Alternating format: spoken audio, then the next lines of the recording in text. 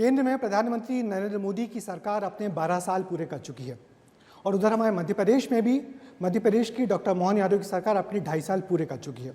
दोनों सरकार की उपलब्धियों पर बात करने के लिए हम मध्य प्रदेश के सुंदर से मुख्यमंत्री निवास में और हमारे साथ स्वयं मुख्यमंत्री डॉक्टर मोहन यादव हमारे साथ हैं। मुख्यमंत्री जी नमस्कार। बहुत बहुत आभार, आपने जो समय में सारे विस्तार में उसको समय दिया। आपकी उपलब्धियों पर तो बहुत सारी बातें हम आपसे करेंगे, मगर सबसे पहले बात उस चीज़ की करेंगे, उस मुकाबले की करेंगे जो शुरू होते ही आपने ख़त्म कर दिया। कैसे आपने चादर खींच ली कांग्रेस के नीचे से? देखिए, हम नहीं कर रहे थे, ये कांग्रेस ने सोचा समझा एक गेम चलाया। कोई रेप केस का मामला है और रेप केस में कोई प्राइवेट प्रतिवाद लगा हुआ है और उस परिवाद में जो एक्यूज है, जो अभियुक्त, जिनको तथाकथित रूप से बताया गया है, अब ये बताइए कोई भी प्रत्याशी अगर बनेगा तो इतनी सामान्य बात अपने हलफनामे में नहीं डालेगा कि एक मुकदमा मेरा चल रहा है। तो इतनी होने के बाद भी अगर आप उसको नाम निर्देशन पत्र के सामने छिपाओगे तो, और वो भी तब जब आपने अपने पक्ष को संज्ञान में लेकर वहाँ भी उस कोर्ट में आपने अपना रिप्लाई भी फाइल किया हुआ है, तो स्वाभाविक रूप से हमने इतना ही किया कि भाई ये प्रकरण इनने क्यों छिपाया। और मुझे तो ध्यान में आया कि कांग्रेस ने भावी हार की आशंका के तहत ही योजनाबद्ध तरीके से उन्होंने अपना ये नॉमिनेशन पत्र में गलती रखी। जब हमारे प्रत्याशियों के फॉर्म में तो कोई गलती नहीं पकड़ी, इसमें भी गलती निकालते थे। और जब रिटर्निंग अफसर ने इस बात के लिए कहा कि ये आपने जो आपत्ति आई है इसको आपका क्या कहना, तो आपने कहा हम जवाब देंगे। तो 2-3 घंटे का रिटर्निंग अफसर ने जवाब के लिए समय दिया। फिर आप और आपके वकील ने बहस की। बहस के बाद में भी वो बात प्रूव हो गई कि हाँ आपने बात छिपाई। तो मेलाफाइड इंटेंशन में निर्देशन पत्र तो निरस्त हो नहीं था, उसमें गलत क्या है? उनका कहना है कि उसमें ऐसा कुछ फॉर्म में कोई कॉलम ही नहीं था जिसमें वो दिखे, क्योंकि उनका कहना था ये परिवाद था, क्रिमिनल केस नहीं था। कितनी सरल बात है। आप बताइए, रेप की घटना ये सामान्य बात है क्या? रेप की घटना किसने खड़ी की? एक कांग्रेस की नेता ने कांग्रेस के नेता पे आरोप लगाया। चूंकि आपकी सरकार कांग्रेस की है तो इसलिए आपने प्रकरण पुलिस में पंजीबद्ध नहीं करने दिया। तो न्यायालय की एक पद्धति है, अगर पुलिस प्रकरण पंजीबद्ध नहीं करती तो लोग प्राइवेट इस्तगासा लगाते हैं। बिल्कुल। तो उसने प्राइवेट इस्तगासा लगाया, लेकिन वो तो क्रिमिनल धारा में ही है ना, जिसमें अगर प्रूव होगी तो 2 साल की सजा हो जाएगी। तो जिसमें 2 साल की सजा होगी उसी मुद्दे को लेकर के तो न्यायालय के कई दृष्टांत हैं। जब नाम निर्देशन पत्र में कोई ये बात छिपाएगा तो उसका निर्देशन पत्र निरस्त होगा। सेम स्थिति थी उसमें। पहले गलत तो क्या है? ऐसा लगा, पहले उन्होंने उस बात को छुपाने की कोशिश की, बाद में जो आपने कागज रखा तो उन्होंने, मैंने इसीलिए एक्सेप्ट करा ना। और जब एक्सेप्ट करा तो कोई भी निर्वाचन अधिकारी वो क्या करेगा? तो आप कह रहे हैं कि जानबूझकर उस मामले को छुपाया हुआ ना। और ये जानबूझकर, मुझे लगता है प्रत्याशी सहित कांग्रेस के सभी नेता इन्वॉल्व थे कि उनको मालूम था कि उनके हाथ से मुट्ठी खुलेगी तो अंदर हार दिखेगी। तो भावी हार की आसन्न शंका में उन्होंने सारा षड्यंत्र रखा दोनों तरह से। कुछ लोग मीनाक्षी जी को प्रत्याशी करके जीतने देना नहीं चाहते थे क्योंकि उनकी निगाह उस सीट पे थी। कुछ लोग इस तरह से हार से बचने का रास्ता ढूंढ रहे हैं कि सारा सिर पे निर्वाचन अधिकारी के डाल दो और बच के निकल जाओ। अब वो कह रहे हैं ये सीट चोरी है। कांग्रेस कितना झूठ बोलती है। यही कांग्रेस है जिसने लोकसभा में अपना प्रत्याशी को इंदौर छोड़ते देखा। तो फिर आप उसमें क्या बोलो? उस समय भी कहा कि आप हमारे प्रत्याशी को ऐसे ले गए वैसे ले गए। भाई आप अपने अंदर झांक के देखो, कांग्रेस के साथ कोई जुड़ना नहीं चाहता है। कांग्रेस राज्य से लगातार आज 2003 के बाद से 1-1.25 साल अपने वजन से आपने सरकार खो दी। कांग्रेस को मध्य प्रदेश की जनता पसंद नहीं करती है। अब मैं इस पर क्या कह सकता हूँ? मगर आप कह रहे हैं यदि चुनाव होता तो भी जीत रहे थे। बीजेपी तो जीतने के लिए खड़ी थी, इसलिए बीजेपी ने प्रत्याशी उतारा। आप बताओ कोई प्रत्याशी कब उतारता है? आपका वो डायलॉग बड़ा खूब चला लोगों की, तीसरी सीट आएगी नहीं तो जाएगी कहाँ? देखिए, हमने ये जब देखा कि कांग्रेस के लोग अगर कांग्रेस को हराना चाहते हैं तो मैं क्या बोलूँ, आएगी। मैं तो एक बीजेपी की तरफ से बात कर रहा हूँ। हम लोग को जो अंदरूनी सूत्र है उसके मुताबिक आपका आलाकमान पहले तैयार नहीं था तीसरी सीट के लिए, मगर आपका जो भरोसा देखा, आपकी तैयारी देखी, तो फिर उन्होंने हरी झंडी दी और आपने। मुझे धन्यवाद इस बात का कि आलाकमान हम पे भरोसा कर रहा है और हमने अपने उस भरोसे को आपके सामने सिद्ध करके दिखाया कि भाजपा की तैयारी अपने प्रत्याशी को लेकर पूरी गंभीरता के साथ थी। ये अलग बात है कि कांग्रेस ने मैदान में हार जीत के पहले ही अपना गली निकल करके वो नाम निर्देशन पत्र निरस्त करवा कर साइड की पतली गली से निकल गए। साइड की पतली गली से निकल गए। पर गजब है, पहले 29 लोकसभा सीट में 29 में से 29 आपने पार्टी की झोली में डाली, फिर 3 राज्यसभा की 3 में से 3 जीरो आपने फिर पार्टी की झोली में डाली, तो शाबाशी तो आपको बहुत मिली होगी आला कमान से। देखिए, हम कार्यकर्ता हैं भाजपा के और उस नाते से विनम्रता के साथ हम अपने इस पार्टी के लिए लगातार काम करते रहते हैं। मेरे जैसे हजारों करोड़ों कार्यकर्ता है और यही हमारी पार्टी के अंदर की विश्वसनीयता जनता जानती है। इसलिए जहां हमारी सरकार है वहां हम सरकार भी उस विनम्रता के साथ चलाते हैं, और जहां हमारी सरकारें नहीं हैं वहाँ भी कार्यकर्ता अपने प्राण की बाजी लगा करके तमिलनाडु, केरल, आज बताइए जब से कौन से जनसंघ बना है, जनता पार्टी, भारतीय जनता पार्टी, और आज भी हमारे कार्यकर्ता हम इस बात के लिए अड़ते हैं, लड़ते हैं, खड़े रहते हैं। तो ये अपने देश से प्रेम करते हैं, लोकतंत्र से प्रेम करते हैं, और इन सब के भरोसे से भाजपा चलती है। सर, एक चीज़ मैं और जानना चाहता हूँ कि आपके पास जब तीसरे नाम के लिए गुंजाइश थी, आप जब पूरे भरोसे से थे कि हम तीसरा उम्मीदवार जिताएंगे, तो नामों की तो बहुत भीड़ थी। उन बहुत सारे नामों की भीड़ में आप ऐसे व्यक्ति को लेकर आए जिसको बहुत लोग जानते नहीं थे, तो उसके पीछे क्या रणनीति रही? बहुत सरल है महेश केवट के लिए। हमारे लिए माननीय प्रधानमंत्री जी का वो घोषवाक्य काम में आता है कि सबका साथ सबका विकास। तो ये सबका साथ सबका विकास में से मुझे गर्व है। एक बार हम अपने वाल्मीकि समाज के महंत वाल्मीकि उमेश नाथ जी महाराज को लेकर के आते हैं। एक हमारे बीच में से मल्लाह समाज एक बड़ी आबादी है मध्य प्रदेश की, लेकिन दुर्भाग्य से उनका कोई सांसद नहीं, कोई विधायक नहीं, कोई महापौर नहीं, कोई नगर पालिका अध्यक्ष नहीं। तो स्वाभाविक रूप से उस समाज को प्रतिनिधित्व देने की इच्छा थी, और मुझे इस बात का संतोष भी है कि हमारी पार्टी ने, केंद्रीय नेतृत्व ने इस बात को माना और उसको हमारा कैंडिडेट डिक्लेयर किया। जी जी। बस सर, गजब संयोग है कि वो आपने जिन महेश केवट को लेके आए थे, वो महेश केवट का लगता है कि आपने बहुत पहले ही सोच लिया था। इस बार जो सरकार का जो कैलेंडर है जून वाला, तो देखिए जून वाले कैलेंडर में आप महेश केवट जी के साथ खड़े हुए, और महेश केवट जी का उद्धार जून में हुआ। देखो, कभी उसके लिए ग्रह नक्षत्र अच्छे हों तो उसी के प्रमाण है ये कि वो हमारे बीच कैलेंडर में भी दिखता है, जीत में भी दिखता है, और मल्ला मशवा बोर्ड का अध्यक्ष भी बनता है। ये अलग बात है कि इसको फॉर्म भरने में इस्तीफा दिया उन्होंने, लेकिन जब भगवान की दया है, मैं तो इस तरह से मानता हूँ कि जैसे मेरे जैसे व्यक्ति को भी हमारी पार्टी, हमारे घर में कोई सांसद नहीं, कोई विधायक नहीं, कोई मंत्री का सवाल ही नहीं उठता, मुख्यमंत्री तो सोच भी नहीं सकते थे, लेकिन हमारी पार्टी की ये विशेषता, माननीय मोदी जी की विशेषता है कि वो ऐसे लोगों को मौका देते हैं जिससे लोकतंत्र गौरवान्वित होता है। इसलिए सब समाज के ऐसे लोगों को लेकर के आप देश के अंदर बताइए, ये वर्तमान में मोदी जी के 12 साल के शासनकाल का एक और बड़ा मुद्दा है, जब कई राज्यों के साथ मुख्यमंत्री एक समाज विशेष के होते थे। आप हरियाणा का उदाहरण देख लो कि एक समाज के लोग ही कांग्रेस और उनके शासनकाल में जाट बहुल राजनीति, लेकिन आज वहाँ वो बदल रहा है। ऐसे ही उदाहरण दूसरे राज्यों में भी है। तो लोकतंत्र में सबको, किसी को भी मौका दे दो और वो बनना चाहिए।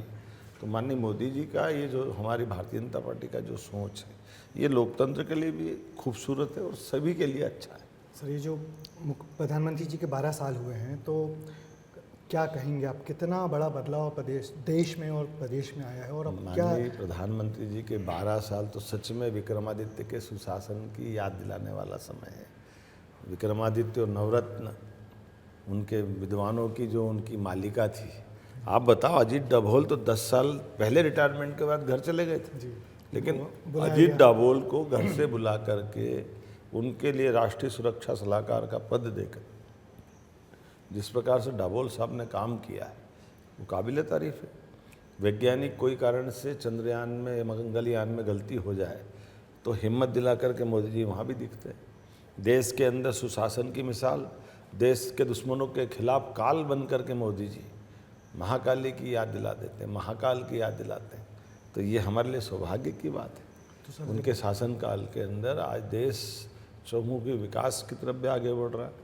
और आप अंदाज लगा लो, ये वही मोदी जी हैं जिनके लिए अमेरिका मुख्यमंत्री रहते वीज़ा नहीं दे रहा था, और वीज़ा छोड़ो, जैसे ही प्रधानमंत्री जी अपने बलबूते पर इस देश के अंदर बहुदलीय से लेकर एक दल की सरकार अपने बहुमत से लेकर आते हैं।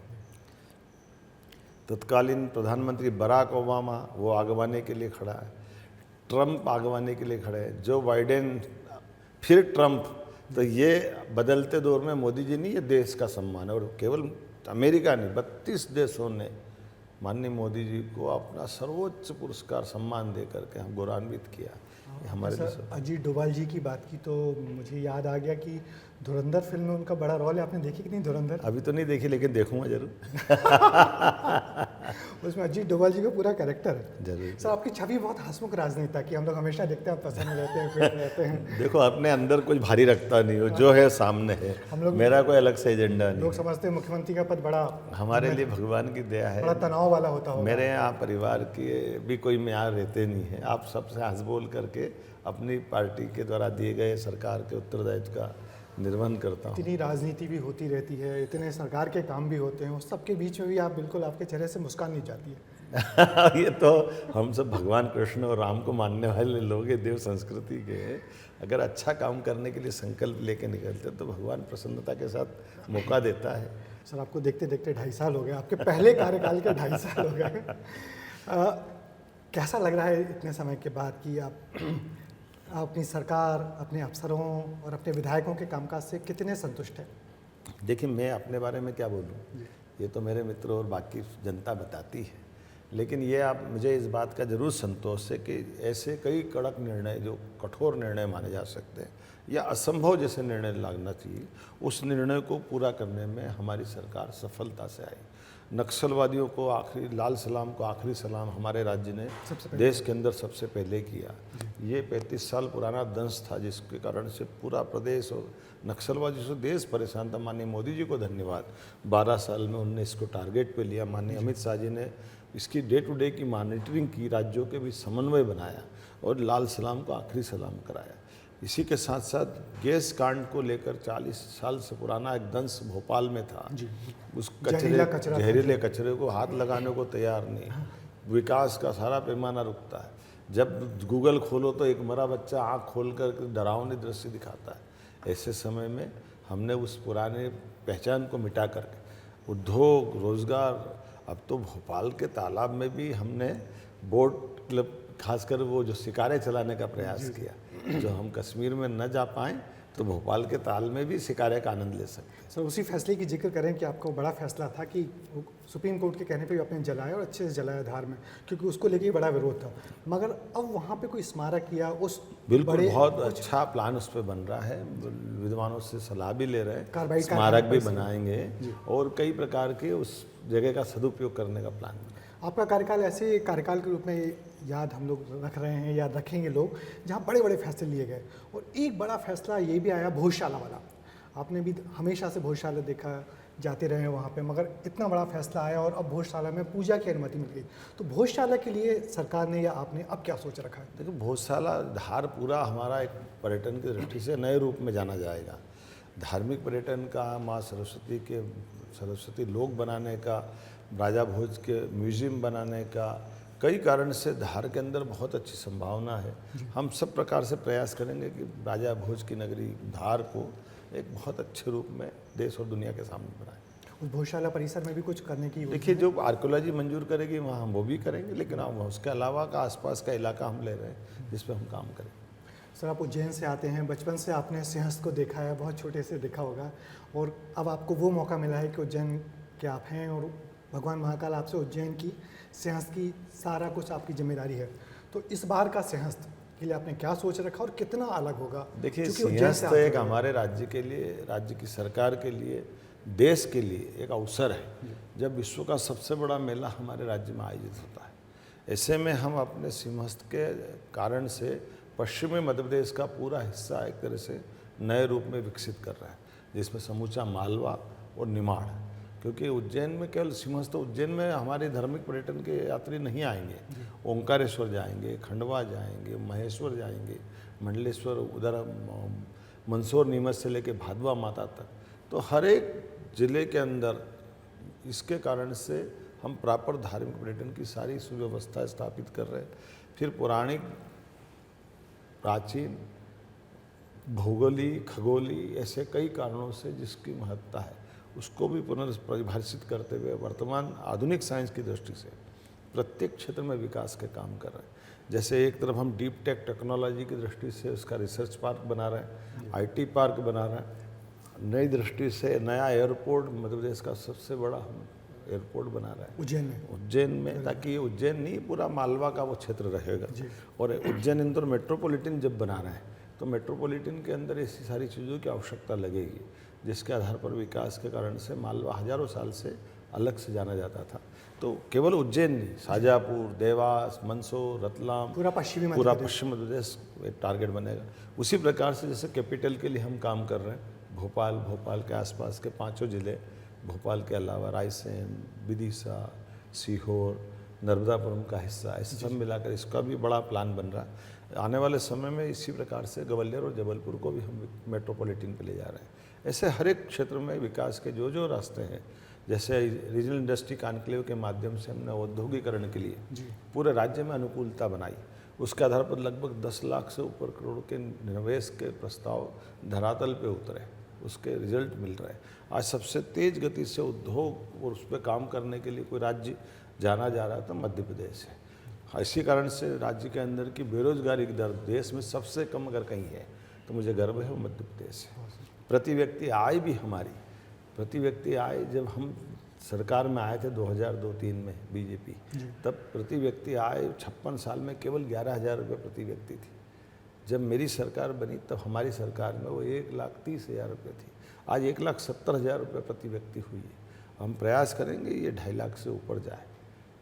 बहुत बढ़िया। आपने सब जब आपका शासन शुरू हुआ तो पहले साल आपने उद्योगों पर फोकस किया, रोजगार देने के लिए, आप कृषि पे कर रहे हैं, फिर आपने कृषि पे किया, अगला युवा पे करने वाले। युवाओं के लिए क्या हुआ? युवाओं के लिए सारी चीज़ों का लाभ वैसे ही मिलता जाएगा।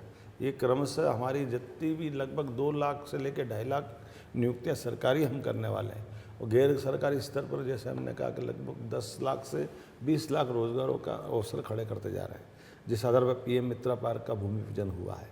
ये अकेला हमारे लिए 3 लाख से ज़्यादा लोगों को रोजगार तो अकेले PM मित्रा पार्क में मिलने वाले हैं।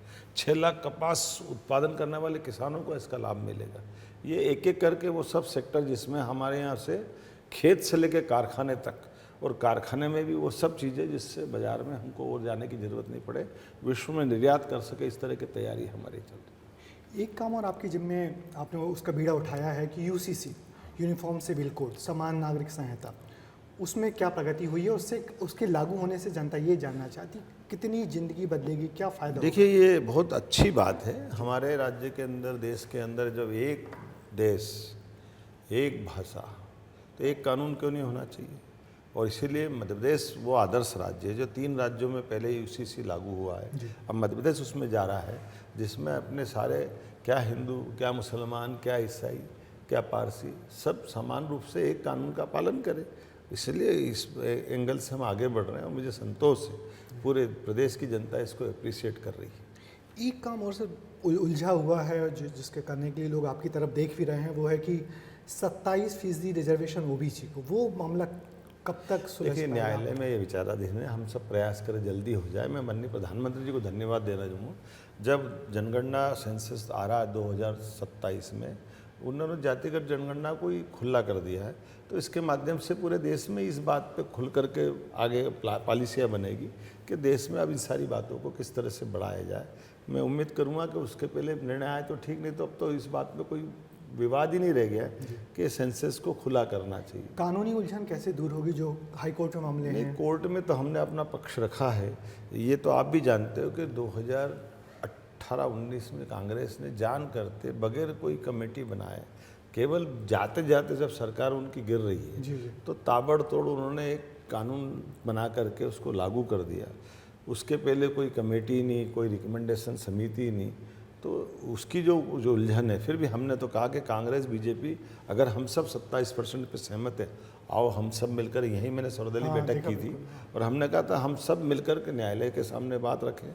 ये अलग बात है कि न्यायालय उस पर अपने ढंग से निर्णय लंबित करके जब निर्णय करेगा तब के लिए हम तैयारी दोनों पार्टियां चाहती हैं कि रिजर्वेशन हो, मगर फिर तो ये न्यायालय पे है ना, न्यायालय उनको निराकरण कर दे। इसलिए हम उसका इंतज़ार कर रहे हैं। लेकिन उसके बजाय भी वो तो हो ही रहा है। अब 2027 में 6 महीने बाद तो सरकार खुद जनगणना कराते हुए वो एक्चुअल फैक्ट जिस आधार पर न्यायालय कभी निर्णय करेगा कि ये गलत है कि सही है, जब घर घर गिनती हो जाएगी तब तो दूध का दूध पानी का पानी हो ही रहा है। तो इसलिए हम उम्मीद करेंगे जल्दी न्यायालय फैसला कर दे, अन्यथा भारत सरकार माननीय मोदी जी के माध्यम से देश उसके सामने अपने राज्य के अंदर की सही स्थिति ले आएगा। आपको हम बहुत देर से खड़े रखे हैं सर, हमको नहीं अच्छा नहीं, ऐसा नहीं, आपका अधिकार है। 21 जून आ रहा है, अंतर्राष्ट्रीय योग दिवस है। आप जिस तरीके से मयूरासन लगाते हैं, हम सब लोग उसको देख के चौंक जाते हैं कि इस सब के बावजूद आप इतना अच्छा मयूरासन करते हैं। तो आपकी जो दैनिक दिनचर्या है उसमें योग का क्या स्थान है और अभी कौन सा? मेरा रोज का नियम है, मैं अपने शरीर के लिए पर्याप्त समय देता हूँ, अपने स्वाध्याय के लिए पर्याप्त समय देता हूँ। और मैं आपसे भी अपील करूँगा कि मेरे आपके दर्शकों से, श्रोताओं से, सभी से अपील करूँगा कि परमात्मा ने हमको जीवन दिया, ये कई जन्मों का पुण्य है शरीर की।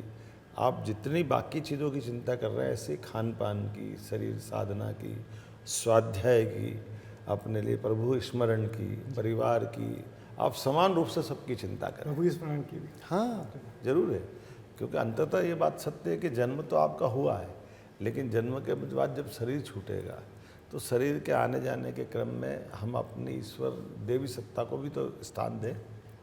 आपके साथ जब बात करते हैं तो ये जो नया पुट मिलता है हम लोगों को आध्यात्मिकता, वो मुझे लगता है आप उज्जैन से हैं तो इसलिए।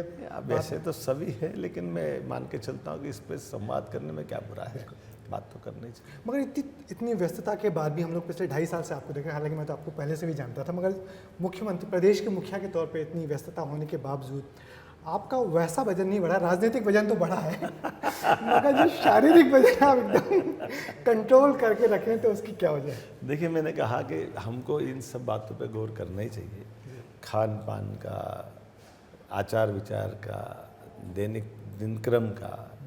मैंने पहले आग्रह किया कि ये मैं बहुत ध्यान रखता हूँ। तो हमको भगवान की दया से अभी कोई शुगर नहीं है, कोई डायबिटीज़ नहीं, कोई बीपी या कोई आँख पे चश्मा नहीं है, कोई दूसरी बीमारी नहीं है।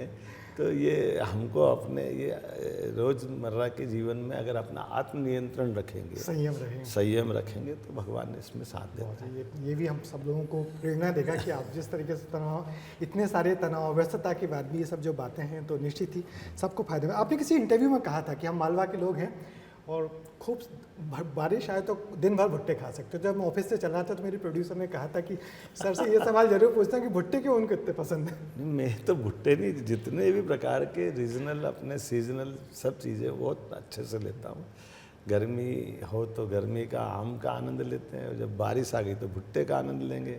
मूंगफली आ जाएगी थोड़े दिन बाद तो मूंगफली का आनंद लेंगे। बारिश तो आई है। और जितने ऋतु फल हैं, ये आपको एक और बात बताता हूँ, ये हमारे एक जीवन में इसको हमको ऐसे समझना चाहिए। जैसे मैं आपसे एक प्रश्न करता हूँ, फंसा देंगे आप? नहीं, फंसा नहीं रहा हूँ।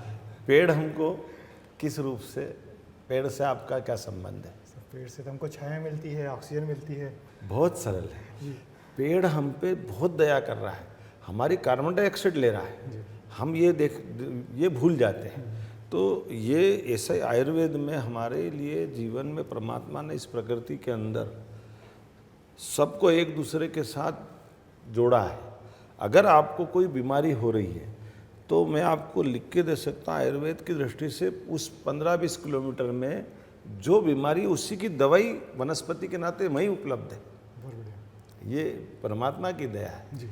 इसलिए ये एक दूसरे पे आप अवलंबित हैं, हम उनको उसके तरह से जीते रहे। इसलिए ये ऋतुओं के फल का भी वही लाभ है। अगर अमरूद का फायदा शीतकाल में है तो शीतकाल में आपको वो आनंद देगा, लेकिन उससे ज़्यादा वो आपको शरीर के अंदर भी लगेगा।